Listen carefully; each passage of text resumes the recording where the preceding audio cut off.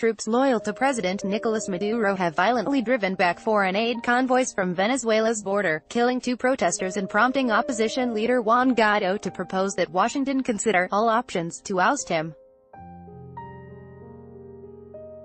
Trucks laden with U.S. food and medicine returned to warehouses in Colombia on Saturday after opposition supporters failed to break through lines of troops, who dispersed them with tear gas and rubber rounds, injuring dozens.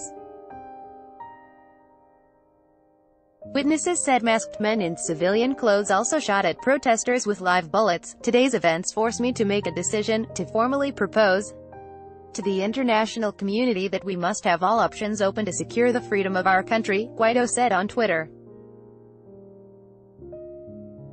The U.S. has been the top foreign backer of Guaido, who invoked Venezuela's constitution to assume an interim presidency last month and is now recognized by most Western nations as the OPEC nation's legitimate leader.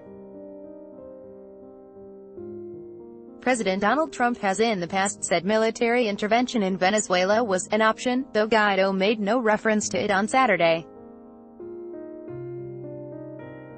Guaido had given a personal send-off to one convoy carrying aid from the Colombian city of Cúcuta on Saturday. The opposition had hoped Venezuelan soldiers would balk at turning back supplies desperately needed in the country, where a growing number of its 30 million people suffer from malnutrition and treatable diseases. But while some 60 members of the security forces defected on Saturday, according to Colombian authorities, the lines of National Guard soldiers at the frontier crossings held firm, firing tear gas at the convoys. At the Arania border point, 2 aid trucks caught fire, sending plumes of dark smoke into the air as crowds raced to try to save the boxes of supplies, a Reuters witness said. Guaido said he would keep demanding Maduro let the aid in and would seek other routes. He said he would attend a meeting of the Regional Lima group of nations in Bogotá on Monday with U.S. Vice President Mike Pence, during which they would decide more actions to ramp up pressure on Maduro. "Today the world saw in minutes, in hours, the worst face of the Venezuelan dictatorship," Guaido said at an earlier news conference in Colombia, alongside Colombian President Ivan Duque.